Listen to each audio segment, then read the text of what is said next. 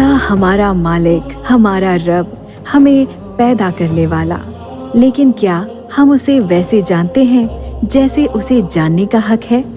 تو چلیں اللہ کو جاننے کی کوشش کرتے ہیں ان پیارے ناموں سے جو اللہ نے ہمیں سکھائے۔ الرحمن الرحیم المالک القدوس۔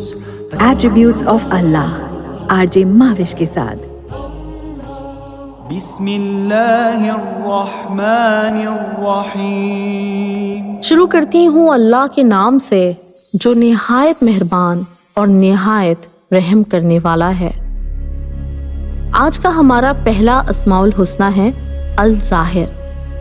اس کی جڑ ہے زوئے ہے رے۔ اس کی 5 معنی بنتے ہیں۔ پہلا معنی ظاہر اور نمایاں ہونا، دوسرا کھلنا یا باہر آنا، تیسرا معنی ہے اوپر چڑھنا اور اعلیٰ مقام حاصل کرنا، چوتھا معنی زیر کرنا اور مغلوب کرنا، اور 5واں معنی ہے دوسروں کی مدد اور حمایت کرنا۔ ہم ایک ایسے خدا پر یقین رکھتے ہیں جو ہمیں نظر نہیں آتا، ہم اسے دیکھ نہیں سکتے، اور یہی دراصل ہمارا امتحان ہے۔ روز محشر جب سب پر عیاں ہو جائے گا کہ وہ سارے وعدے جو روز آخرت کے تھے وہ سچ تھے، تو تب تو کافر بھی مان لے آئیں گے۔ ہماری اصل آزمائش اسے نہ دیکھتے ہوئے ماننا ہے، لیکن اللہ کہتا ہے کہ وہ الظاہر ہے۔ اس کا مطلب ہے وہ اس وقت بھی ظاہر ہے۔ ہماری نظریں اسے دیکھ نہیں سکتی، لیکن ہر ایک چیز میں اس کی قدرت ہم دیکھتے ہیں۔ ہماری رب تعالیٰ کا احساس ہمارے 4 سو پھیلا ہے۔ ہمارے اپنے جسم سے لے کر کائنات کا ذرہ ذرہ پکار کے کہتا ہے کہ ہمارا رب بلند عظمت والا رب ہے، بے حد لامحدود قدرتوں کا مالک، الظاہر، نمایاں اپنی ہر ایک تخلیق میں ہے۔ اس کی نشانیاں تو ہر جگہ ہیں۔ نماز میں جب آپ سجدے میں سر جھکاتے ہیں اپنے رب کے تصور کے ساتھ، آپ کا رب عرش عظیم کا مالک آپ کو ہر لمحے دیکھتا ہے۔ الظاہر اعلیٰ مقام والا۔ ایک حدیث کے مطابق ہماری یہ دنیا جس آسمان پر موجود ہے، آپ جانتے ہیں صرف اسی آسمان میں کھربوں ستارے، سیارے، کہکشائیں موجود ہیں۔ یہ دوسرے آسمان کے مقابلے میں ایسا ہے جیسے صحرا میں پڑی ایک انگوٹھی۔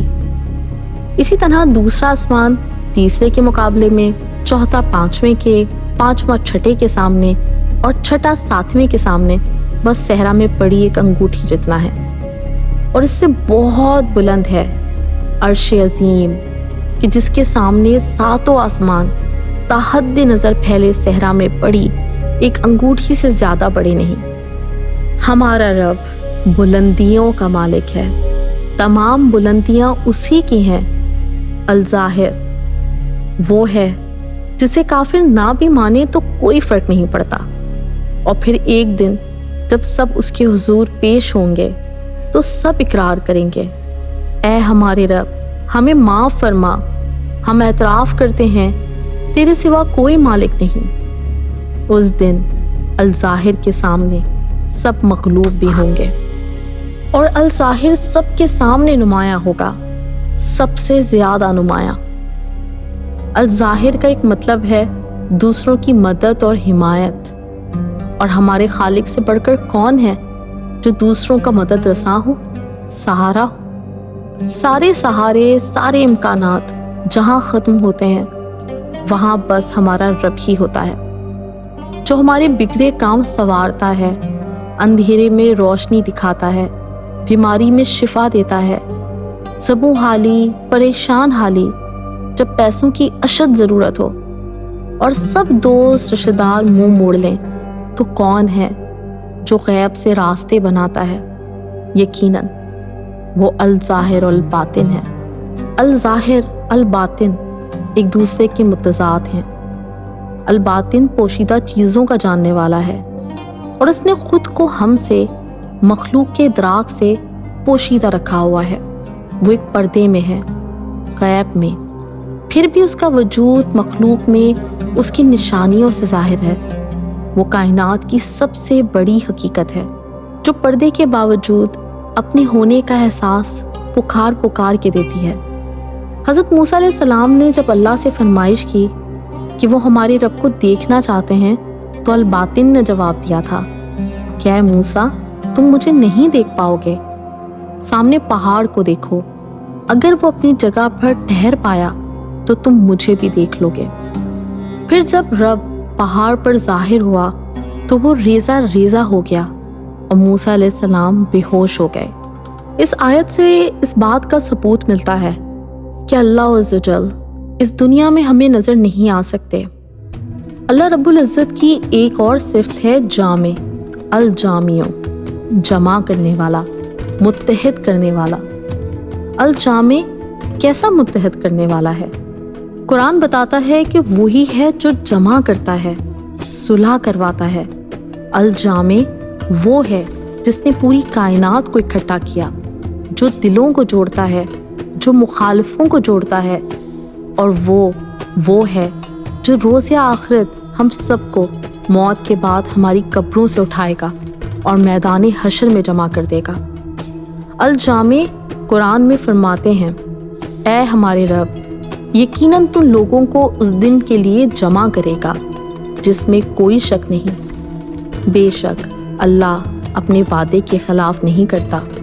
اور ایک اور جگہ ارشاد الہی ہے، بے شک اللہ منافقوں اور کافروں کو جہنم میں اکٹھا کرے گا۔ ہماری ذمہ داری ہے کہ ہم علم حاصل کریں، وہ علم جو اللہ کی معرفت کرائے۔ رسول اکرم صلی اللہ علیہ وسلم نے فرمایا، 7 لوگ ایسے ہیں جنہیں روز قیامت اللہ اپنے سائے میں رکھے گا: عادل حکمران، نوجوان جو اللہ کی عبادت میں پلا پڑا، غالب اور عظمت والا، جرأت و ہمت والا وہ شخص جس کا دل مسجد میں لگتا ہو، 2 آدمی جو اللہ کے لیے ایک دوسرے سے محبت رکھتے ہوں، وہ شخص جو حیا والا ہو، وہ آدمی جو صدقہ کرتا ہو اور اسے ایسے چھپاتا ہو کہ بائیں ہاتھ کو بھی پتہ نہ لگے، اور وہ شخص جس نے تنہائی میں اللہ کو یاد کیا تو اس کی آنکھوں میں آنسو آ گئے۔ اللہ الظاہر الباطن ہے، اللہ الجامع ہمیں مرنے کے بعد اکٹھا کرے گا۔